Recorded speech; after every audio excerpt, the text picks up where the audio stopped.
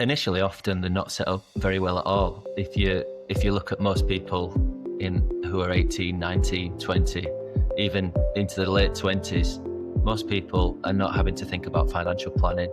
They're not thinking about retirement. There is lots that goes on within the world of professional sport that lots of people aren't privy to, and there's lots of politics and heartbreak, and there are lots of things that you're not aware of going into it. You're almost forgotten, and people move on because of how quickly the industry moves. If you're not in it for a few months, everyone's on to the next player. Or football brings a lot of highs, but it also brings a lot of lows. So I was a goalkeeper, so I might make a mistake in the last minute and we lose 1-0. But ultimately, I could also save a penalty in the last minute and we go on to win 1-0. I'm 10 out of 10. Hey, just before we jump into the show, got a little favour to ask you. If you enjoy listening to our podcast, please make sure you are subscribed on the platform of your choice. Spotify, Apple, YouTube, whatever platform that might be. The more people who subscribe and the more people who like and rate the show, the more we give you an opportunity to have some great takeaways. Doesn't take you too long, and it would be a great help to us to help us grow the show. For now, that's it. Enjoy today's recording.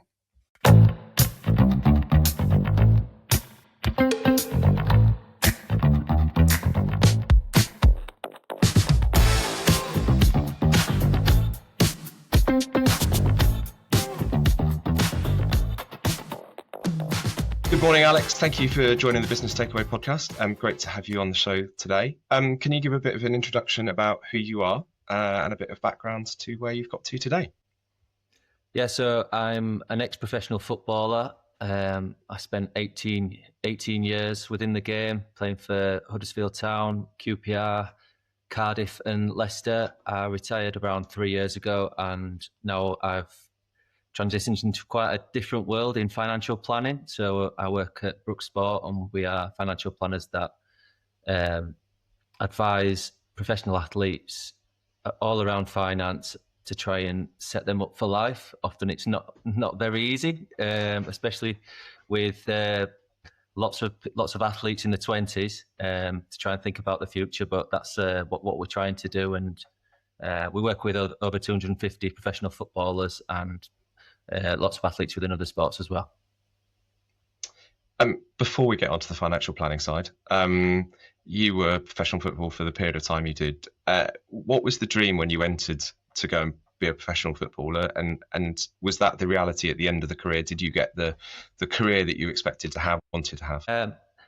The dream was always to play for my hometown club. I'm born and bred from Huddersfield, and I came through the academy system there from the age of 8 right through until the first team. So I always wanted to play for them. That was my A goal, if you were, and I managed to do that for quite a period of time. I spent a lot of time within football and ended up moving clubs a little bit.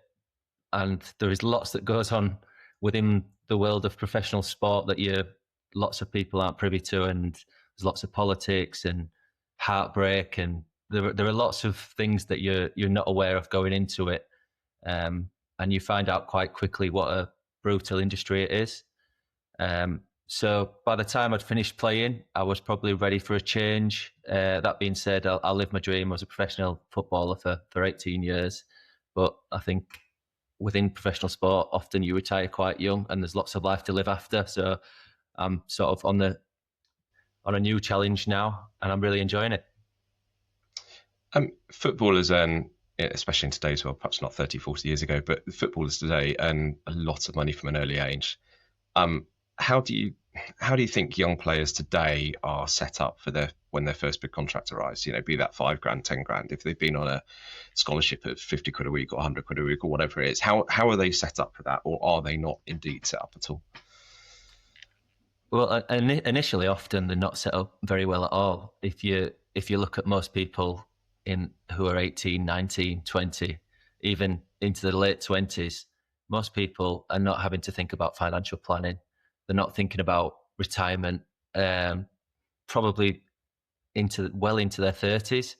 And these athletes are no different. They especially within football, often players come from working class backgrounds, so there's generally not a whole, lot of family connections within the world of working now, and often these connections are new. It's difficult for players to trust and families to trust advisors, and I think generally there is a real lacking of support financially for these players. It's very difficult to think long term when you're in your early 20s, but with a career that potentially might last 10 or 15 years, you are forced to do so. And because players earn quite well quite quickly, it's really forced upon them, and it's not something that's high on their priority list to plan for the future. But like I said, that we're trying to support those players and think about things that they'll want to do in their life before they've even considered them. And do you think that's the sort of thing of there's a false sense of security? You get to 18 and you sign a contract, 5-year contract or whatever, you would get 3-year contract that you go, right, I'm set for 3 years. And you sort of get complacent on that. But, I'm a big football supporter myself. A change of manager, that player who was the leading player for that manager could suddenly be out the door the next day. And do you think that's a mentality that just doesn't perhaps compute? Or is that something known in the game that you get used to that sort of mentality? Football especially is incredibly short-term thinking. If you look at, you touched on playing contracts there, 5 years is a mega deal in football. Often contracts are 1, 2, 3 years. And football clubs as well, managers change often each season. The hierarchy within a football club often changes every few years, sort of sporting directors and CEOs. Lots of people don't have the luxury of thinking 20 years down the line, and players and athletes are no different. They're looking at the next training session or the next game, and everything is wired in their brain to think fairly short term.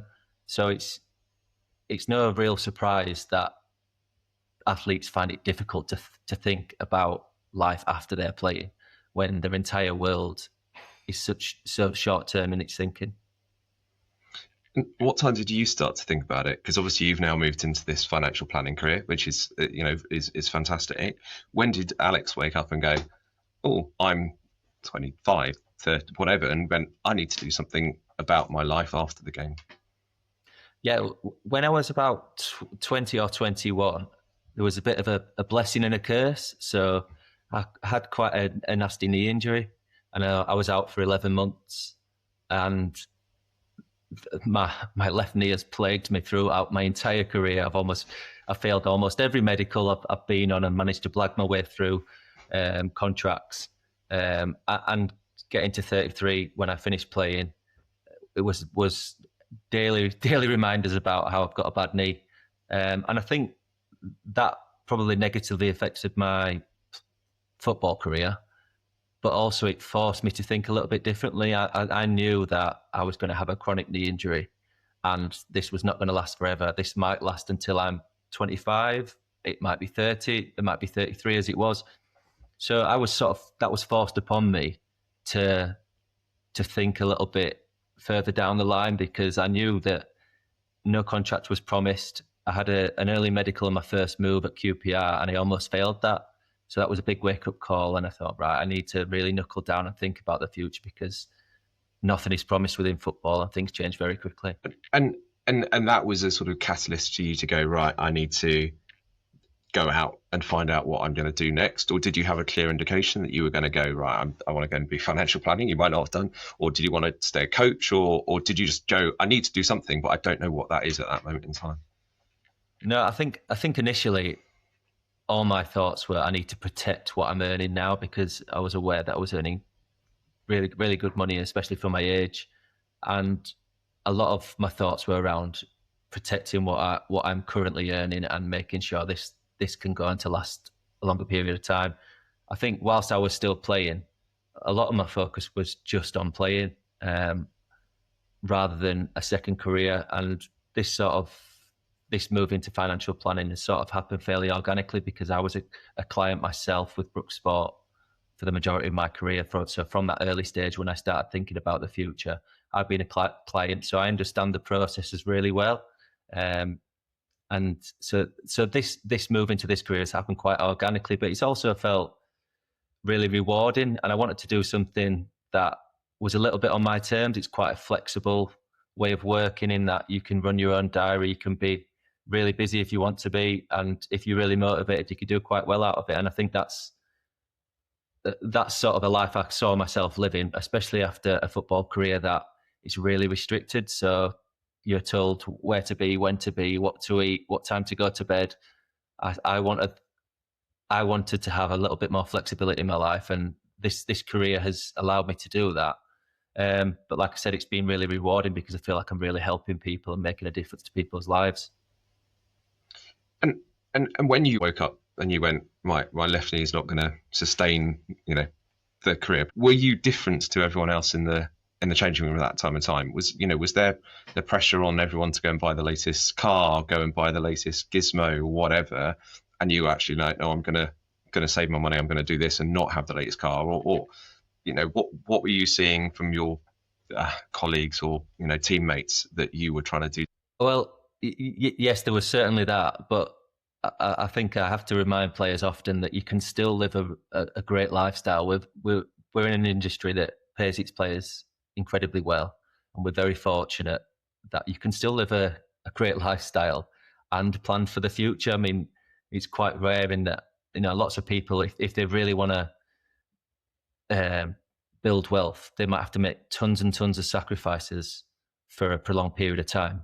Football players are paid pretty well. I think everyone knows that you can still live a great lifestyle. You can still go on holidays. You can still live in a nice house and protect what you've got and build wealth alongside that. So I was trying to do the best of both. Don't get me wrong, I went on nice holidays. I lived a nice lifestyle, but I also thought about the future. I think lots of players now that I meet are in the mindset that this will last for longer, and the next contract will be there waiting for me when I need it, and then I'll fall into work after football. But we all know that that's not always the case. And have you seen in dressing rooms, I'm sure you have you seen the cases of players who are taking the wrong financial decisions because they need to fit in? I occasionally, social media gives me those videos of the players driving into the Carrington training ground or the Arsenal training ground with the latest car. Do you think there is a peer pressure inside the dressing rooms to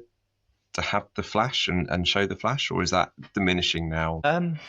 I think there's an expectation that players can afford to live a certain way. So I think for the car example, I think most players will drive a nice car. There's an expectation that they can afford that, and that's fine. I think there have been a couple of examples where players have driven around in less fancy cars, and it's been a bit of a big deal in the media. And so there is an expectation, but there's also, these are really competitive people, and they want to compete with the dressing room. So they want to be the best player in the team. The best player in the team gets paid well, but no one knows what anyone else gets paid within that dressing room. So in order to show that, there is a little bit of flex in there, which is, sort of shows sort of the age of the people that we're working with, that, that's important to me. I mean, that now as a father of two in my late 30s, I'm not really bothered what anyone else thinks, as long as I'm quite happy with my life. I think when you're in your 20s,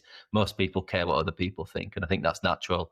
There is an expectation that to spend a certain way and live a certain way, but we're there to sort of support players, and we're trying to be another voice, so all the voices that they're hearing are not telling them the same thing. And in the dressing room, you talk about the competitive nature. Do people talk about the money side of it, or is it there's a taboo subject that isn't talked about, and it's just the assumption of, well, he's gone and bought a new car, so he must have got a new bonus? Directly, it's not directly talked about, but there's a lot of indirect discussion on how much they've spent on certain things, and then players within the dressing room will read into that they're doing really well, they've won a great contract, they've had a bonus, whatever it might be. So there's lots of indirect flexing almost within, especially the men's dressing rooms. What was the biggest thing that shocked you moving away from the playing? Was it you talked about the daily routine of being told, I need to eat this is where I need to train, this is where I need to be.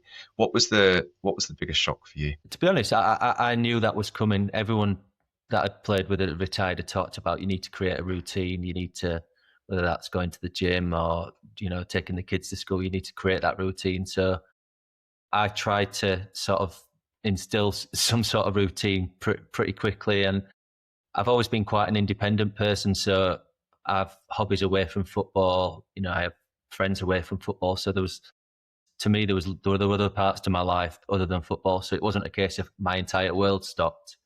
If anything, I enjoyed the freedom to create my own routine. I think one of the things that shocked me is how quickly you're almost forgotten and people move on. Because I touched on earlier about how quickly the industry moves. If you're not in it for a few months, everyone's on to the next player, or those conversations sort of quieten down and the phone stops ringing a little bit. And I sort of expected it, but it took me by surprise a little bit by certain people not reaching out. And I think I'd spoke to other players now that have retired and been through similar things, and they said the phone just stopped overnight. And I think that's all part and parcel of stepping away from an industry that moves so quick. When you're in the dressing room, seeing the same players, seeing the same colleagues every day, this training staff, the catering staff, and whatever, it must be quite a shock to not have that. What do you start playing at? 8, 9 in the academy? I don't know what sort of age you'd have started. It to sort of not have that must be really difficult to process. It's almost like a grief sort of type, losing that, isn't it?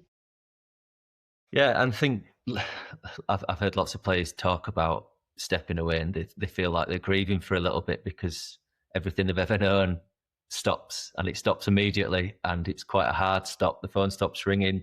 There's no structure to your life. Your paycheck stops. The thing that you're good at, you're not able to do anymore. So I think it can be quite difficult. I like to think I coped with it quite well. Like I said, I had other things going on in my life, other hobbies. And I found having kids was actually a really good thing, because you've got to get up and get out of bed nice and early because the kids got to go to school. So for me, I felt like I coped quite well with that. And I said this move into the next career happened quite organically. I think I got a little bit lucky as well, in that I had opportunities waiting for me that I probably couldn't have predicted 10 years ago. And we've talked about it, sort of you're advising players now. I think you said 250 players you're advising. During your career, where were you getting the advice? You said you sort of woke up and went, I need to make some changes here. Where were you going to get that advice from at that point in time? Yeah, so I think that the early part, when I mentioned the injury that I had when I was sort of 20 years old, I probably spent a year or two researching, trying to do things myself a little bit. But I sort of stumbled across Brooks Sport. They were called Lift Sport then. During the last few years, they've been acquired by Brooks McDonald, who's hence the name change, but the team's entirely the same within the sport team. So I sort of stumbled across them because teammates were using them. And I quickly realised there were gaps in certainly my understanding, but in gaps in my planning as well. I'd not ticked every box. I'd not covered all bases. But footballers can't afford to make mistakes, because they might have an earning window of maybe 10, 12 years where they earn really well and then it stops. I think most people can splurge all the money in the 20s, be young and free. In the 30s, they can start to sort of concentrate a little bit, and then they start acquiring wealth. But they can afford mistakes on the way, because they're generally building a career that may last 30 years. Ballers just simply don't have that luxury. They can't afford to make mistakes. Initially, to your question, I was sort of trying to take it on myself, but I quickly realised that I needed help and I needed support, because I didn't have the understanding to manage it on my own. And how much do clubs help with that? Because obviously we talked about the transient nature of players. They might only be there 1 or 2 years. You might get the odd player who does 10, 12 years lifer at a club. But do clubs help in that? Or is that something the Professional Football Association can help with? Or is there not really talked about in the game enough at this moment in time? I have to say, no, clubs don't do enough. Certainly all the clubs I played for, and there's some fairly good-sized clubs there, there was never any discussion about what we were doing financially away from the pitch. I have seen, since doing this role, I've seen certain clubs that have partnerships with advice firms, but they're paying for access to players. It's not sort of the clubs doing the due diligence and working out who is best suited to to sit down and speak to these players. It's purely money's changing hands. You can have access, and that's not necessarily the right thing for those players. So I've seen a little bit of that. I think the PFA are there to help, but almost retrospectively, once mistakes have been made, they are there to sort of help out. I feel like they can be more proactive, and even if it was a panel of advisors that they were encouraging players to speak to, and it was up to the player to make their own decision, but there doesn't seem to be that in my experience. It was certainly work it out for yourself, and I think like I touched on earlier, the young people very vulnerable at times, and they can be taken advantage of quite easily. And I think these clubs and the PFA and these groups, they have the ability to do the due diligence, kick the tires on everything, make sure that the people they're putting in front of players have their best interest at heart. So I think there's certainly more that can be done. And how is it with the overseas players against the sort of UK born and bred? I support a league now, League One, because my team got promoted this summer. Thank you very much, Cambridge United team. So, but most of our players are going to be homegrown. They're going to come through a UK academy. They're probably never going to play overseas. Is the attitude of that sort of the overseas players who come in and perhaps will play a year here, 2 years here, then go to Italy, go to Spain? Is that a very different type of attitude of money, or is it they are still interested in the sort of planning and all that side of things, or is it just again background that will come? I think generally, in my experience, I've seen fairly similar patterns with foreign players playing over here, as I see with British-based players. I think it's actually more difficult for them because the detail and the level of planning is far more complicated. Obviously, moving into countries, there are different rules on tax and where you can hold your wealth and transferring money abroad and things like that. So it's actually more complicated and more difficult for them. So I think I've seen certainly players come over and they have no understanding of how our financial systems work. They need guidance and support on that. And occasionally advice is offered, but often it's not. So I think that they struggle even more. Just touching on your point about Cambridge United, I think it's actually better in the lower leagues because often these players will never earn enough that they think they can retire off the back of it. I found that the Championship is sort of the middle ground that's quite tough actually, because players are so close to the promised land of the Premier League and the wealth that comes along with that, but they're also not earning anywhere near what the Premier League players are earning. And they're so close to League One as well. So they're sort of on the cusp. So if the player gets it wrong, they can find themselves in quite a difficult situation because they might have the expectation that they will kick on in their careers, go and play in the Premier League. Often that doesn't happen. Whereas in the lower leagues, sort of League One, League Two, the conference, players have the expectation that I will need to work after I finish playing. I might be able to live a nice lifestyle now, but it's certainly going to mean I'm going to need to work, and they will sort of acquire skills, whether that's studying, coaching badges, gaining experience in different environments. And I think, I've certainly found the Championship is probably the league that's lots of players are walking on a tightrope. It could go either way for them.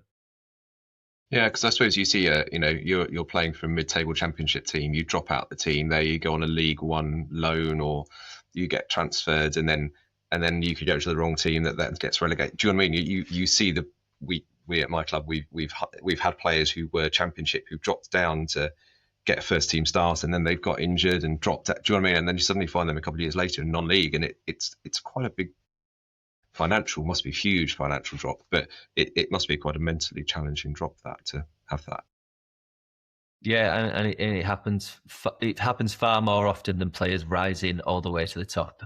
I spoke to a player in recent weeks that had the expectation of a promotion, and they fell short at the final hurdle, and it's back to square one. And he was sort of banking on that promotion because of the salary increase that would have come with it to sort of kickstart his financial planning. That never happened, and I see that quite often. And there's no better time than now to start. And I think players are generally quite confident. They back their ability. I'm going to play in the higher leagues. I'm going to kick on. But it's far more difficult than that. So we face those challenges as well. And the best work that we do is dealing with players that start right from the start of their careers in financial planning. They might be earning next to nothing, and they're just getting into good habits, living on a budget, that sort of thing. And they might not be investing any money, purely be saving a deposit for a house, for example, but they're getting used to live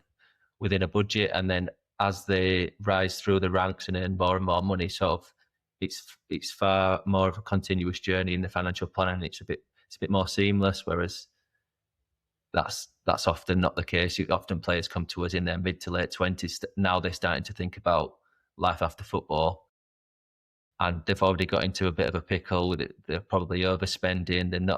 They have no real understanding, in fact, what their lifestyle costs, and that's where we have to sort of unravel a few things and have some difficult conversations about spending and things like that. So, we do see it from all sides. I think it generally works best when players are right at the start of their careers, and we can help them form good habits.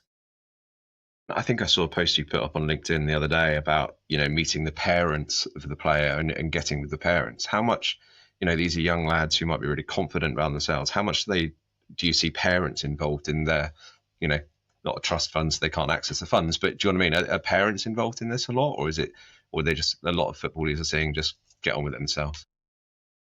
Yeah, I think so. I'm seeing lots of parents at the moment, and they're reaching out and asking questions that maybe their child is either not capable of asking yet, or is not as confident enough to ask yet. And I think that works really well because the players need the support systems around them. Often the players' parents have their best interest at heart, but they may not have the understanding. But they will also ask us difficult questions that we should be able to answer.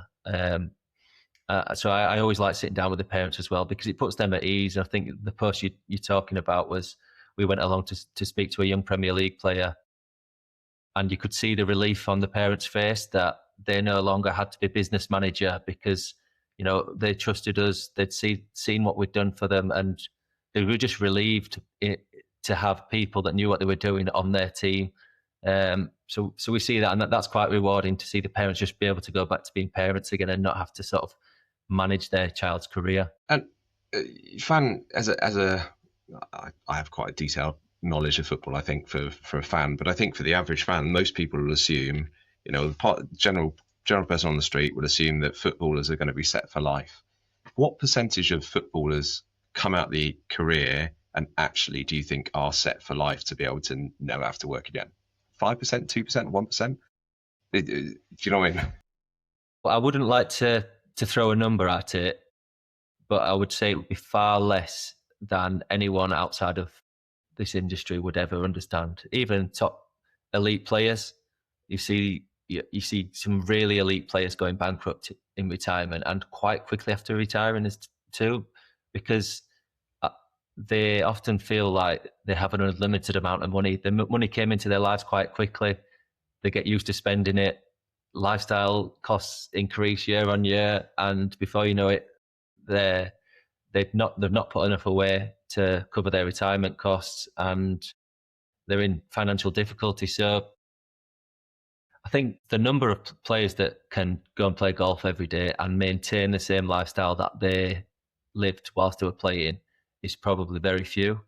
If they're prepared to sort of cut back a little bit on lifestyle costs, there's probably most Premier League players should be in that position that they can do that. The Championship I've touched on, it's a bit of a tightrope. It can go either way. You can retire having played entirely in the Championship and never need to work again, but you're not going to be living in the same way as those Premier League players. And often those players are living as if they were Premier League players, so they're going to have to work quite quickly after retiring. We talk about players retiring. Do you see traits in players, who make the best transition? I'm not saying is it defenders who are better at transition, but do you know what I mean? Is it a certain type of character in a player? Is it always the club captains who always transition well?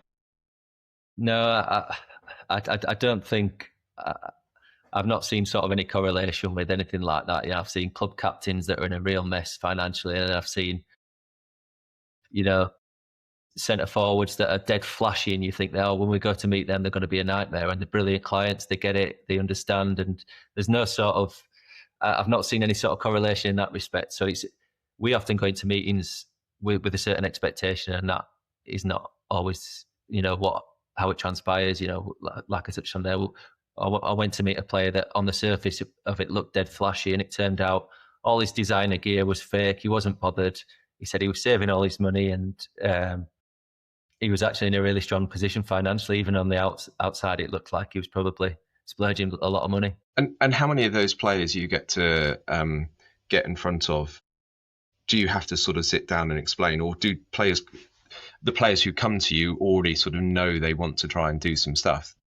Often it is literally starting from the very, very beginning, and we're really big on players understanding what they are doing with their money. It's so important that we educate them and help them understand how money works, basic principles. For example, taking out a mortgage to buy a property. We want them to really understand how it works, how investments work, how their values can fluctuate. All these basic principles we want players to understand. So often we have to drip feed that in the early part of working with them, but we want them to be an expert in their personal finance by the time they're in the 30s. So they can just carry on and live a life with a real understanding of what the future looks like. We often see it where players have been babysat by agents or parents, and no, my agent deals with all of this. But when you're 35, your agent's going to stop ringing you because they're no longer working for you. And if they're the person that holds all the keys to your finance, you're going to have to unravel it all. So I think it's so important that players understand it, and that doesn't happen overnight. We have to drip feed information in and simplify the concepts. But I think I was once a player that had very little understanding of finance, and throughout the process of being a client of Brooks myself, I now understand exactly where and when I need to draw my income from, what my lifestyle should cost, all these sorts of things. And I think that's so important. And we don't just want players to be relying on a parent or an agent. They need to understand it all themselves clearly. And we touched on agents. How much do agents have this responsibility, or the perception of some agents? I don't want to, again, press coverage is they're out to just to get the best move because that gets them more money. Should agents be doing more for players at this moment in time, or do you think some are and some are bad, just got the bad rep? There are good and bad in every industry. Whether there are good and bad financial advisors, there are good and bad agents. We see some agents that are really diligent. They want to tick every box, so they'll meet a player and they make sure they've got an accountant, make sure they've got a financial advisor, make sure they're living their life right, if they have access to nutritionists. So we see agents that cover every box and think they're doing a great job. Also, we see agents that move a player because that's the biggest commission for them, and that's them done. And so, yeah, there are good and bad in both. I think the agents that stick around the longest and that have long-term relationships with their players are the ones that, work with people like ourselves, and they encourage the player to do all the right things other than just the playing side of it. So, yeah, good and bad in that world. But I think that's a world that is very different to ours. That I think that our world is covered in compliance and HR and lots of box ticking. I think the agent world can be a bit like the Wild West. And it's, I think when I retired, I had a couple of offers to become an agent, and I felt a little bit like I was selling my soul because I knew my heart wasn't in it. I wanted to make sure I was doing the right thing for the player all the time. And I think there's some murky water within that world that, I didn't want to get involved in. Yeah, I've watched a few of the documentaries, which perhaps doesn't put them shall we say, in the best of lights. Yeah. If Alex could go into every Premiership academy or Championship, League One, whatever academy, and sit in front of their 18-year-olds, what would Alex be saying to those 18-year-olds now about their financial future? I think something that's powerful that we use is using sort of examples of top tier players that are in financial difficulty in retirement. But I think ultimately you have to engage with them. It's difficult because I know of lots of advisors that have been into clubs and delivered sort of seminars and workshops. But if the player is not engaging, then they're not going to listen. We've had some positive feedback from players because I played the game, so I sort of understand the world that they're in. I understand the conversations that are happening within a dressing room. I think that's been quite powerful for us. I think ultimately, basic principles of financial planning would be something I would discuss, but ultimately, I would get their attention by discussing the pitfalls, because no one wants to be part of the statistic that 40% of players go bankrupt within 5 years of retiring, but it's true. So I think, especially for the young players, you've got to get their attention. Advisors, it's a bit of a stuffy world, if I'm honest. Lots of young players don't want to be involved in these conversations. They are quite boring, and we need to do better in engaging with them, and that's down to us to sort of get their attention. Yeah, I mean, I remember, thanks to my father, he sat me down at 18 and explained a lot of how business worked and life worked, and he got me a financial advisor, I think, when I was about 21. So I was lucky in that, but I know people who haven't been in that and are in their 40s and going, oh crap. So is football with that more money? It's a big challenge for them. And I think my question, sort of the next question is, from a player's point of view, do you sit there and go, from an ex-player's point of view, do you sit there and go, give them experience and go, hey, this was my journey, this is what I've learned, this is what I've not learned, this is how you need to pay attention to that? Or is it a case of, you having to sort of try and use the big names or anything like that? What do they respond better to? Is it that sort of personal journey, or is it the big names? Yeah, but both really. I think there is value in me telling my story and having a real understanding of what they're going through. But ultimately, those big names that those people look up to, if they run into financial difficulty, it's going to hold probably more weight than myself saying it. I often see younger players, especially, looking up to players in the first team and really admiring them and wanting to follow their footsteps. But seeing what I see day to day, I know often those senior players are often in financial trouble, and that's round the corner. So that's difficult. And I've seen players that I played with that made tons of mistakes, and they go into sort of the mentoring side of football, and they sort of don't make the same mistakes I did. I got it all wrong. Do this. I sort of have a different approach in that. Now, I was fairly steady Eddie all the way along. I had a reasonably good career. I didn't play at the elite level, but I made some good decisions, and now I'm fairly comfortable. So it has to be a bit of everything. And ultimately, people all respond differently to different things, and it's up to us to find out what's going to hold weight within that player's mind about how we speak to them. Because it's not a one size fits all. It's really personal. If I've asked you about going into your academy at 18 and what you'd say, if Alex could change a magic wand of the PFA or football as a whole, what would you do for the financial side now to make it better? What would be one thing, couple of things? What do you think could do that change?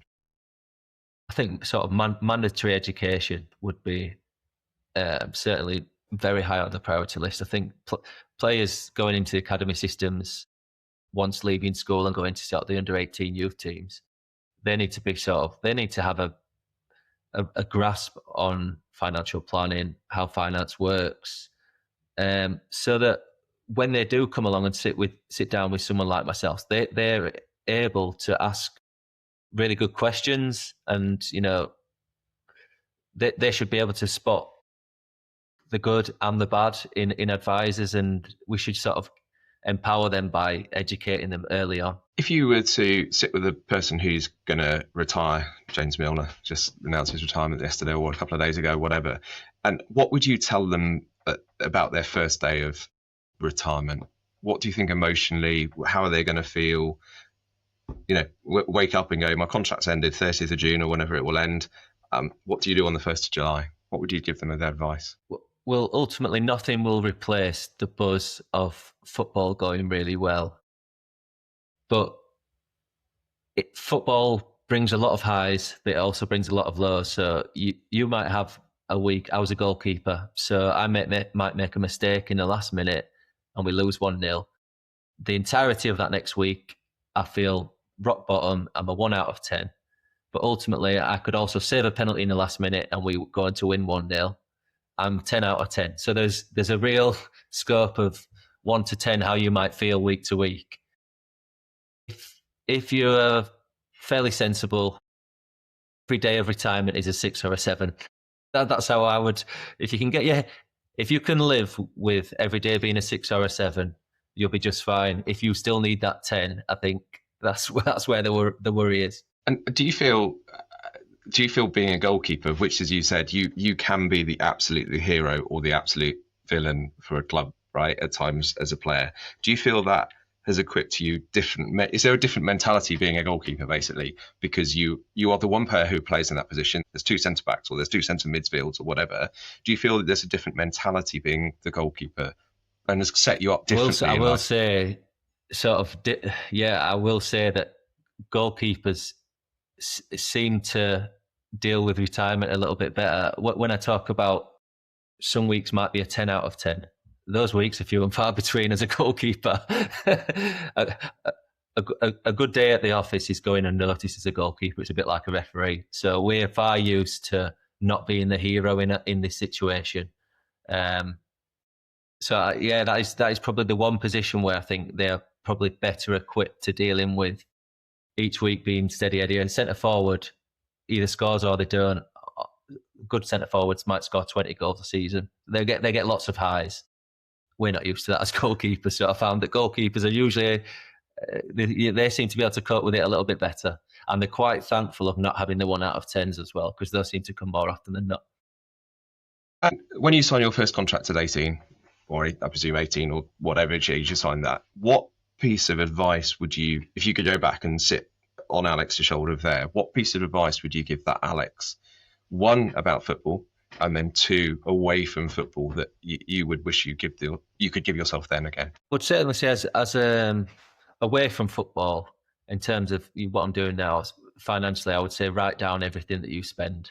Often seeing it written down can be a bit of an eye opener, where that means going through bank statements and having a real look at deep dive into what your lifestyle costs, and sort of envisage the life that you want to live. What level of expenditure would make you happier, and what level of expenditure just fluff and it'll come and go. So that would be my advice to an 18-year-old signing your contract. Obviously speak to a financial advisor as well, because you're certainly not going to know what to do with that money if you're earning well.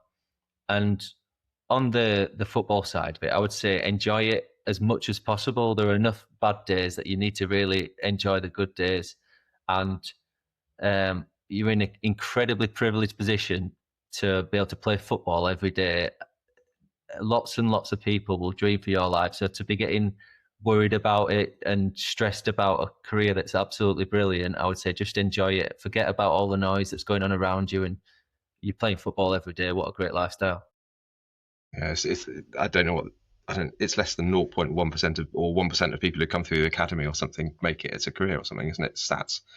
You might know what the stats are, but it's a terrifyingly small amount of people. I think we all think we can play, but we really can't. Yeah. We really can't as fans. Just that, like you said, it's so difficult to get to the position where you're playing football every day for a living. Incredibly lucky. I'm so thankful that I was able to do it. I wish I'd have took it in a little bit more as I played. I keep going back to football, always on to the next one, always on to the next one. I wish I'd enjoyed sort of some of the process a little bit more. It's easy in hindsight to look back and knowing things worked out quite well. There's lots of worry when you're in it, but like I said, you're playing football every day. What a great lifestyle. And is there a period where you look back and go, this was the happiest time of me playing football, or is it the whole career has been just a really solid career? No, there's certainly key times in my career that I look back and think that was brilliant. And like I said, I probably didn't enjoy them as much as I should have done at the time. I look back now and think that was the time when I was, on top of the world. I was loving life. Things were going great, but you always want more. You always want more. And I suppose in order to get to the position that I got to and that footballers get to in doing it for a living, you probably have to have that mindset. And I wish I was able to, at the time, enjoy it a little bit more and take it all in, because I was quick to move on to the next thing and push for the next goal and the next target. Whereas, as I look back now, I'm really proud of what I did. You don't have time to be proud whilst you're doing it. Finally, the podcast is called the Business Takeaway Podcast. Is there one sort of golden rule, one golden lesson you live your career by, life by, that you would give advice to somebody to do? I lived a life where football came first for a long period of time, and since I had kids in my mid-20s, and I quickly realised there was far more life to my career, and I was not the most important person in my family. And enjoy the moments with your family, because you can work yourself into the ground, and one day you're old. Or in my instance, you work yourself into the ground, and then your football career's over and you've not enjoyed it. So I just think enjoy the moments. Don't waste the opportunity to spend time with your kids and your family. Yeah, and you're not old. You're in your 30s still, Alex. That's fine. Exactly. So you're old in football, but I always joke with the person I sit next to at the football. We go, "Oh, he's so old," and we both look at each other. Yeah, he's 10 years younger than us. You're over the hill at 30 years old in football. Yeah, it's still, as you said, still plenty. A lot of life still to lead. Right, as I said at the start, as before we recorded, we do some quick fire questions. And we'll see how it goes. What's your social media platform of choice? This is not quick fire, but during my playing career, I hated social media, and to some extent I still do now. But LinkedIn's become quite valuable to me now. I never used it when I was a player. I never used any social media as a player, because as a goalkeeper, you just get abused on it all day. So I sort of picked up sort of Instagram and LinkedIn since retiring. I think LinkedIn's probably been quite a valuable tool for me, but I try not to be on social media as much as I can. On your holidays you go on, are you a beach or city break person? My kids just want to be in the pool, so this moment in life, I'm a beach and swimming in the sea kind of life stage at the moment. And when travelling, are you a travel first class, or are you like a good financial planner saving the money? You know the answer to this. I'm not travelling first class. Yeah, you can't practice what you've got to practice what you preach, right? Yeah. When you were travelling, what's the one thing you can't go on holiday without? I would probably say my headphones. I need my headphones, whether that's going for a run, silence out the noise of the kids. I would traveling with my headphones has always been a big thing. Yeah, headphones I'd go for. Are you a morning or night person? Morning person. Would you trust your gut, or would you try to research the data? Trust my gut. What's the best piece of advice you've ever had that you've ignored? I'm going to go back to football, if you don't mind. My first goalkeeping coach once told me that no mistake is ever as bad as you think it is, and no save is ever as good as you think it is. And I used to ignore it, but sometimes in a game, if you've made a slight mistake and it's led to a goal, you think that all eyes are on you and it's the worst thing ever. And often I made a save and you think that was unbelievable, and I've watched it back on video and thought, it wasn't that good actually. And he was right. And it was I think him telling me that was a tool to sort of keep me grounded in the moment, that don't get carried away with overthinking things. But yeah, it was good advice that I wish I'd probably taken on board a little bit more. You could pull the worldie off, but then you could also let one roll through your legs the next minute, right? Exactly. Yeah. And if I'm standing at a bar and I'm buying you a drink, what is your drink of choice? Guinness. Big fan of Guinness. Nice. I joke that I interview quite a few people around the world, and there seems to be traits of different parts of the world. But I think you're the first Guinness I've had in a long time on the podcast. Really? Oh yeah. No, Guinness. Love Guinness. No. And now it's not a problem so much to have it because you haven't got to go training that day, right? Exactly. Yeah. Exactly that. Friday night Guinness is unheard of, but it's not uncommon now. Very good. Alex, it's been an absolute pleasure. Thank you so much for joining. It's been really interesting to sort of see the different side of the career and seeing hearing your transition through and what that is. So thank you very much for joining us on the podcast. Pleasure. Thanks for having me on, Ben. That's it for today's episode of the Business Takeaway podcast. I really hope you enjoyed listening to Alex. Some really interesting stories about the careers of footballers. I think the perception is for many people that footballers have made money and they've got set for life, but actual reality says they're not. And to hear Alex's take on it and to see what he's going through with his business was really interesting. We really appreciate you for tuning in and being part of today's show. And if you enjoyed this episode of the Business Takeaway podcast, please do take a moment to make sure you're subscribed to the show and you never miss a future episode. And if you found value and enjoyed what you've listened to today, we'd be incredibly grateful if you could leave us a little review and rating. It really does help more people discover the show and allows us to continue bringing you great content. If you have enjoyed today's show and you haven't listened to a podcast before, please do go back and listen through our back catalogue. There's some absolutely great shows in there, and I'm sure something you would find of benefit. Also, if you have enjoyed today's show, please do make sure you share this episode with friends or family and colleagues who you think would enjoy it. That improves our reach and gets more people listening. You can connect with us, of course, on social media and let us know your thoughts, questions, or suggestions for future episodes. We'd really love to hear from you, and we're on all major platforms. So thanks again for listening to the Business Takeaway podcast, and we'll see you on the next episode.